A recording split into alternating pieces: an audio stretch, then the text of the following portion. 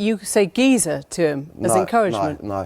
What I'm explaining to the audience is I think it's ridiculous that people are pursuing this as that. So if women watching this say you, in your comedy, have incited violence, you've vindicated rape and rapists, what they should be doing is saying they've actually ruined your career. No. That, coupled with the way that I coped with alcohol and drugs, ultimately led to me being suicidal, and I wanted to take my own life, and I nearly did take my own life one night. When I look at where she is now and what she's doing and what I'm doing, I look at it and I'm like, fucking hell, you're crank. Emily Maitlis was interviewing me, and I'm like, I can remember thinking, oh right, so I've got to make them like me, like she needs to like me in order for me to be successful on TV. Now I look at them as a bunch of fucking nutters. So you may know Daniel O'Reilly as Dapper Laughs. He was, just over a decade ago, one of the rising stars of British comedy. Beloved by a mainstream audience, beloved by the mainstream media too. A star of ITV. And then I think one of those despicable, I describe it as a comedy cancellation, which would actually go on to precede so many other cancellations that we saw in the mainstream media. He lost everything for a joke. Now, he's totally fighting back now, independent, very, very popular on that circuit, because he'll talk about the issues that the vast majority of comedians who are subjected to the woke mind virus will not. He also does very sharp political commentary. But before we speak to Daniel O'Reilly, Dapper Laughs, about exactly how he was able to fight back, I just want to remind you of what was utter hysteria back at his cancellation. And actually, this one really impacts me because I know what happens when the mainstream media want to destroy you. Once you have that target on your back and they hunt as a pack, as this cancellation proved, there is nothing you can do. And of course, I experienced it personally with my incident on GB News with Lawrence Fox. And what happened to Daniel was equally insane. And actually, it's only when you look back at this over a decade on and realize, oh my God, what they wanted to do was cancel a working class comedian with the people behind him who was representing the people, because I believe his brand of comedy was becoming too powerful. Watch this. Now, in the last hour, ITV have dropped the comedian Dapper Laughs from their schedules after 50,000 people signed a petition of complaint. He was a comedy star on the internet, but to his critics, one who we'll hear from in a moment, a stereotype that many thought had died out years ago. They claim he's not just laddish, but outright sexist and deeply offensive to women. Dan O'Reilly, at best what you do is offensive, at worst it incites harassment and violence. Of course he's dangerous, of course he is.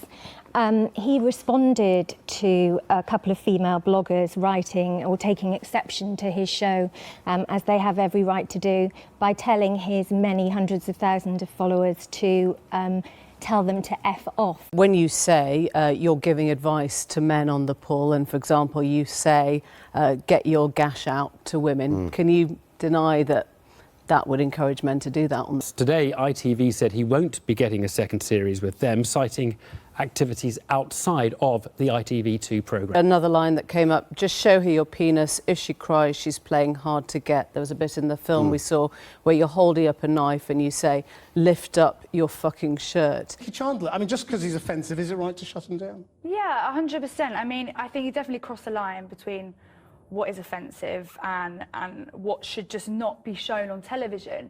He's a massive perpetrator of a culture that we have a serious issue with, and that is sexism. It's to rape, and you say geezer to him as encouragement. No. What I'm explaining to the audience is I think it's ridiculous that people are pursuing this as that. So if women watching this say you, in your comedy, have incited violence, you've vindicated rape and rapists, what they should be doing is saying they've actually ruined your career. No. I mean, Daniel O'Reilly, I watched that and it shocks me for so many reasons because, number one, they're literally using the word dangerous. Remember, These are media organisations, Channel 4 News and the British Bashing Corporation, that purposefully chose to ignore the Pakistani Muslim rape gang cover-up for years. But you're the dangerous one. But actually, on a more fundamental level, right, they're taking out of context a joke and reading it out in a news studio. Like, this is madness. But at the time, and trust me, I know what it's like when you're in that storm. You're not thinking straight. You're listening to different people who are saying, you've got to do this, you've got to do this. And so you actually felt pressured into retiring your Dapper Laughs character, which was the character which had made you a household name, made you famous. What's it like now looking back at that? I feel really sad for the boy sitting there. I feel really sad for him. You know, I wish that it had more. I wish that it had stronger people around him, better guidance. I mean, when I initially started the Dapper Laughs character, I mean, now if you follow me on any social media, you'll see that I've got many different characters. Like more recently with the political stuff, Keir Starmer, James O'Brien, but I've got like Kid Frankie, the Sesh Gremlin. I've got all these different characters that represent different stages in my life that are like really super exaggerated. And when I leaned into Dapper Laughs, that was because at the time actually I had my own business when I'd come off the cruise ships doing comedy, and I really wanted to differentiate myself from my stand-up comedy, because on the cruise ships it's all like family friendly. Yes, exactly. And that's the point we should make. Dapper Laughs was not you. No, yeah, it's exactly. It's like the whole Keith Lemon thing. Exactly. So it maybe like, takes on certain aspects of you, but it's not you. Yeah, of You're course. a character. I mean, comedy, character comedy especially, is an exaggerated version, right? And I really wanted to push the boundaries, and it worked. And it was, you know, the actual butt of the joke was lad culture, because I was exaggerating and taking the piss out of it. And when I started getting a lot of criticism from it, the execs at ITV and my management said, well, this is good, you know, like any news is good news. It's good. It's good to promote the show. Let's push it. And we'd push and push and push. And they always want it, don't they? There's this line that they want it up until a certain point, and then when it gets too hot, you're dead to them. Yeah. If you're enjoying what we're doing here on Outspoken, please consider joining our thriving community over on Substack, www.outspoken.live. You can sign up completely for free, but Substack is so important to me. It is a free speech platform. It protects me from big tech cancellation. Plus, you get to communicate directly with me. Head on over www.outspoken.live, enter your email address and sign up today.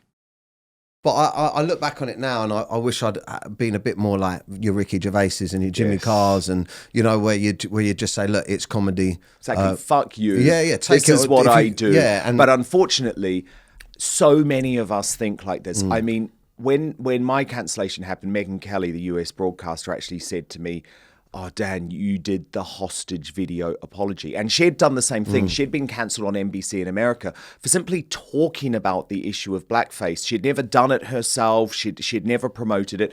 And when the whole world comes against you and you're being told, because you're not thinking straight. In those interviews, you would not have been thinking straight. You want a way out of it.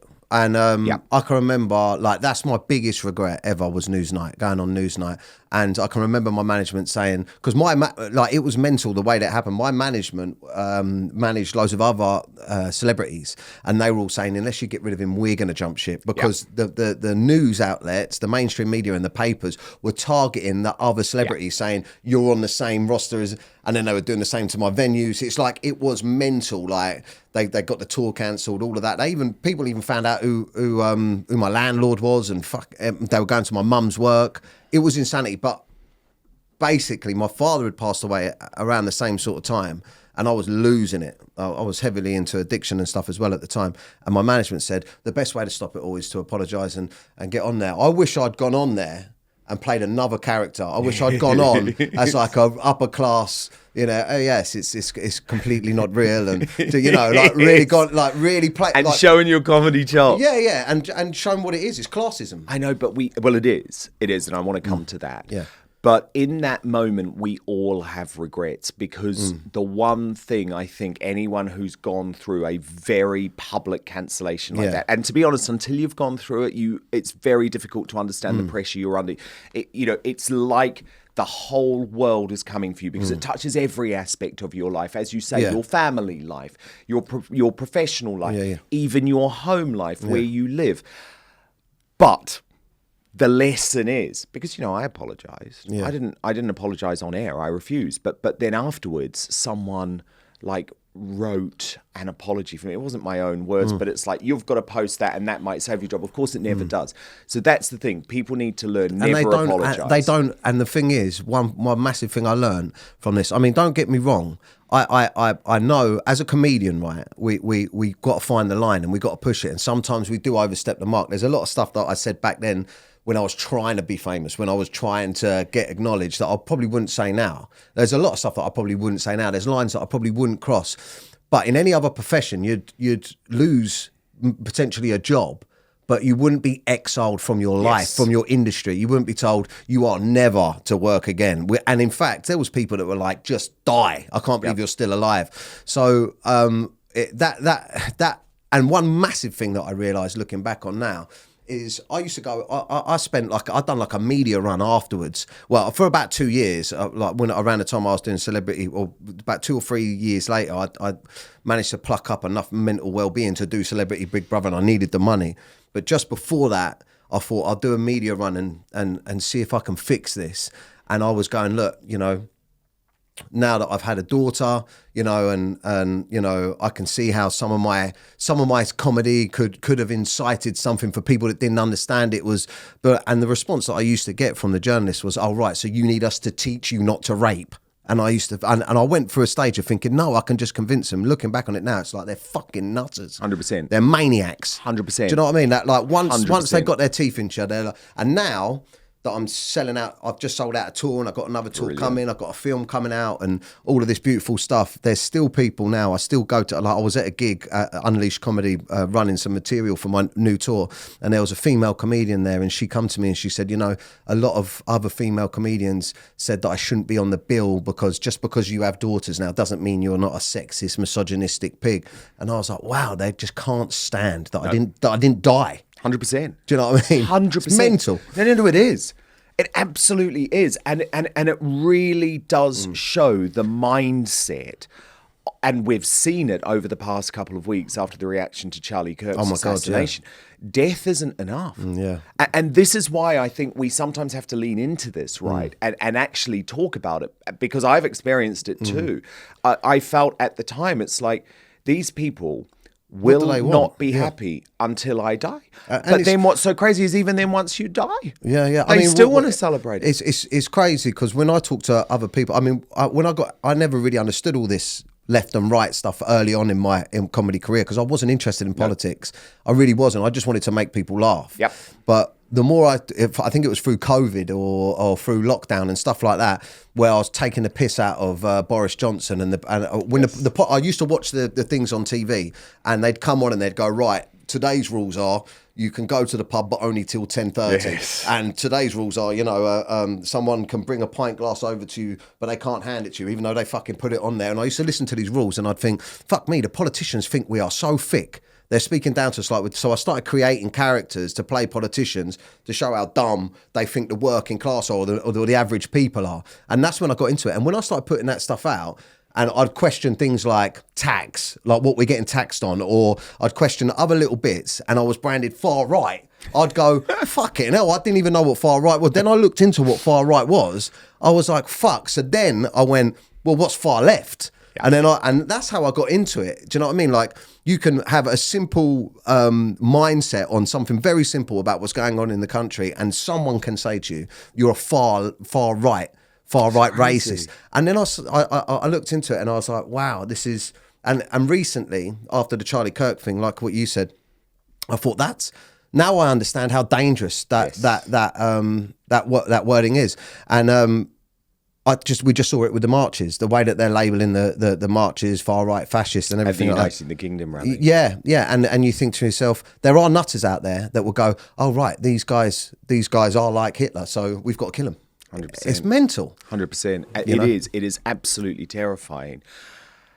Just before we move on to that, though, can I ask you about Emily Maitlis specifically? Because she now has a track record of being a career killer. It's something that she thrives on. And I believe, just like she went into the interview with Prince Andrew, I believe she went into that interview with you to finish you off. You know, that was her plan. It was never to give you a fair opportunity to tell your side of the story. I mean, you saw it. I mean, it was an ambush. It was an ambush.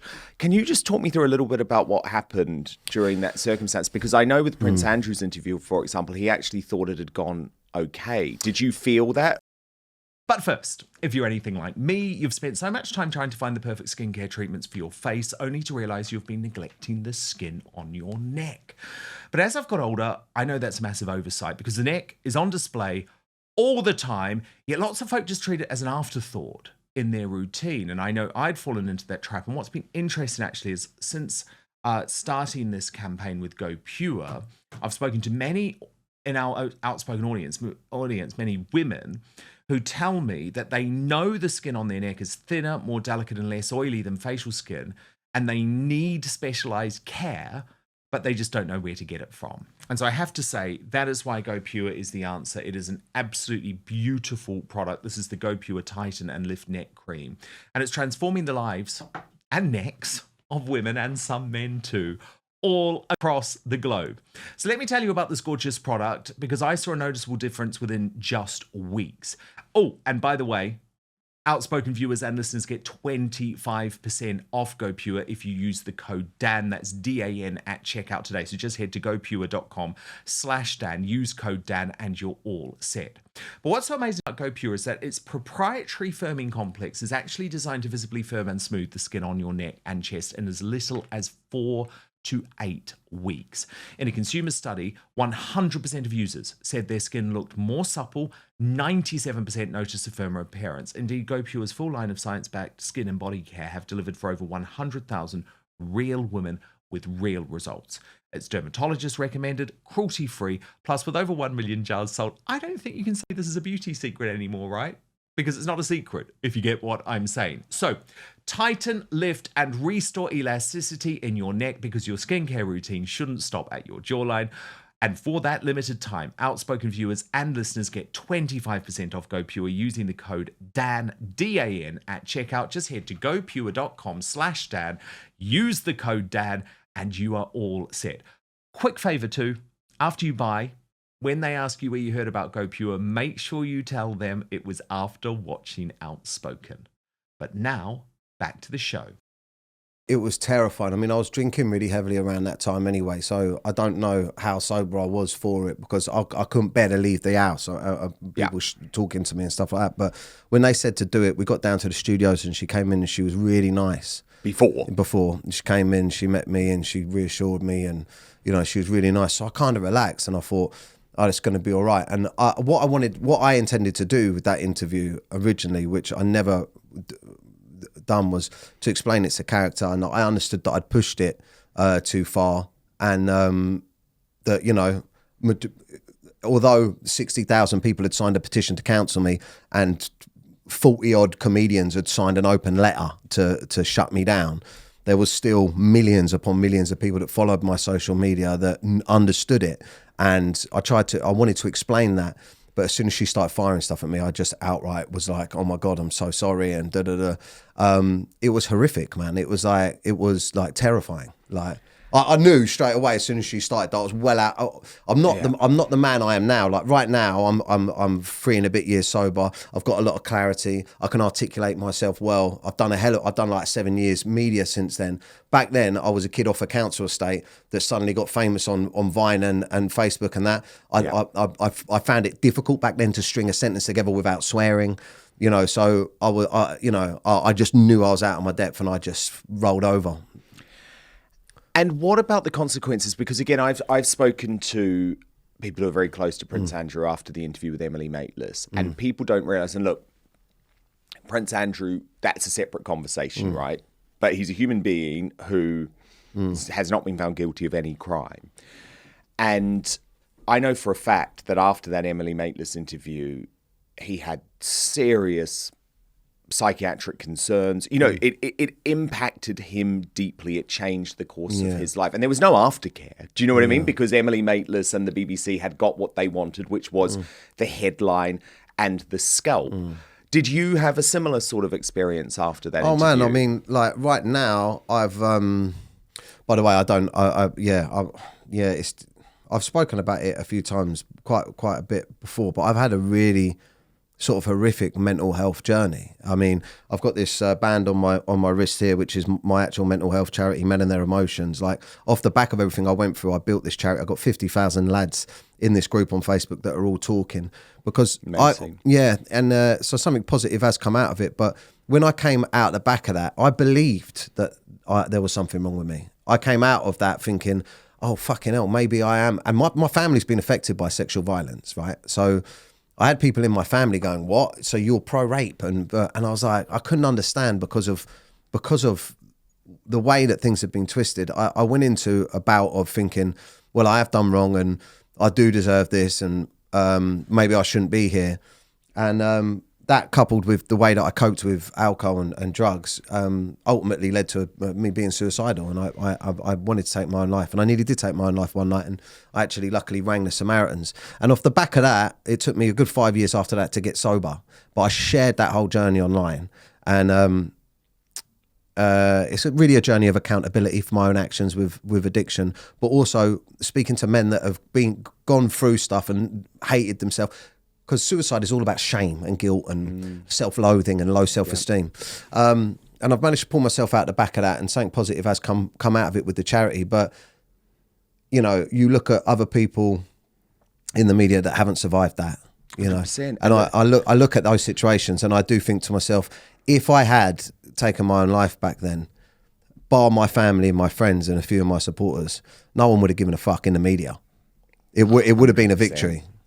100%, because they don't care at that point because you are not a human being. And I think about this a lot because, you know, if I didn't have the support of my now fiance and my family going through what I did, it would have been very, very difficult because everyone else walks away, right? I mean, did a lot of your friends, because especially if you're part of an industry, did a lot of your friends walk away? No, I'm quite lucky that my friends aren't stupid. They're like working class, real people. Like they understand that comedians make jokes. Do you know what I mean? Like you go to a comedy club, majority, I think something like 70% of the British public understand that comedy is subjective and it's not for everyone. I mean, if it pisses me off when people say to me, you know, you're just not funny, fuck off. I'm like, yeah, to you, it's subjective, right? So I can be offensive and not funny to you, but to someone else I am. Like you wouldn't tell people to stop listening to classical music and listen to something else, right? And some of my friends didn't like my comedy. Some of my friends thought it was too much, but none of them turned their back on me. I was lucky about that. Me and my now wife broke up back then because I pushed her away because I was drinking and doing drugs. But she stayed there and waited for me and got back together with me and helped me rebuild my life. But just going back to Emily Maitlis, I keep tabs on her social media, and to be honest with you, when I look at where she is now and what she's doing and what I'm doing, I look at it and I'm like, fucking hell, you're crank. Like, yes. If you look at, and I never really comment too much on people. There's a lot of comedians that tried to fuck me over back then. Yeah. That said stuff about me, you know, like Jason Manford, and then later on he gets caught wanking online and all this. There's loads of stuff like there's loads of comedians loads of celebrities, Jack White, loads of them that all get your moment. They all have their moment after, and I like to maybe because of my sobriety or just my love for life now. I never really go look at you, you know, Reggie Yates done a whole piece on me, and then whatever. But Emily Maitlis, I just wrote a little thing under one of her tweets recently. It was like, when I read these comments that you get on your tweets, it really makes me realise, you know, who is who in themselves. Do you know what I mean? Because I believe morally, I mean, I know I'm a dickhead. I know I can be a knob, right? but morally, I believe in like love and compassion, and I try and spread positivity. Well, look, and she gets slated online. 100 for good reason. But look, I think you're completely right to point that out, because she set out to destroy your life. And the thing is, there are consequences of this, right? I mean, I don't know if you heard, because again, it got very, very little coverage in the mainstream media, but it really impacted me, actually. I didn't know him at all. I knew friends of him, but recently a former Conservative MP called David Warburton took his own life. No, now, I didn't know that. he had been falsely accused of sexual allegations, but then the newspapers, I think it was The Sun, revealed that he had apparently snorted some cocaine. He lost everything, right? He lost everything. I've spoken to his friends about this. He lost his wife. He lost his career. He was, I think he became an Amazon delivery driver. In his final days. And he couldn't take the shame and guilt. And he couldn't take the shame and guilt because there was no path out. And just what you're saying is true. He took his own life, and there was no...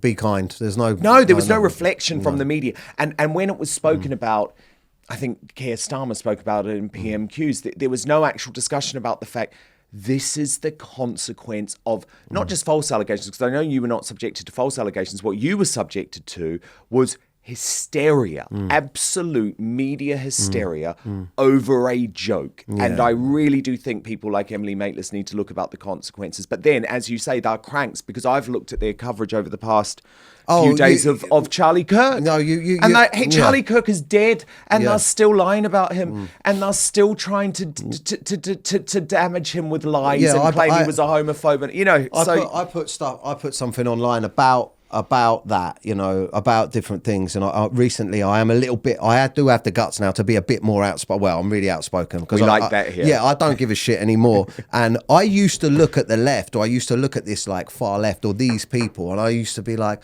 so I need to be morally like you, and you're so like Emily Maitlis was interviewing me, and I'm like, I can remember thinking, oh right, so I've got to make them like me, like she needs to like me in order for me to be successful on TV. Now I look at them as a bunch of fucking nutters.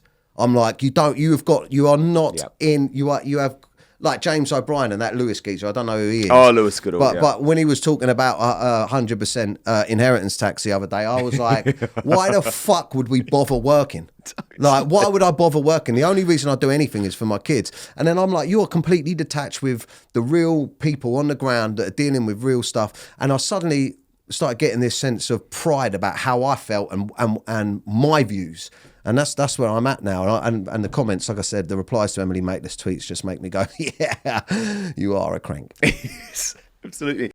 Thank you so much for watching Dan Wootton Outspoken. Please click on my face just to the bottom left to subscribe to this brand new independent news source, and turn on the notification bell so you'll be alerted to our brand new live shows, uncancelled interviews, and special royal episodes. Outspoken is also now available as a podcast, so you can listen to the show every weekday on the go, wherever you are.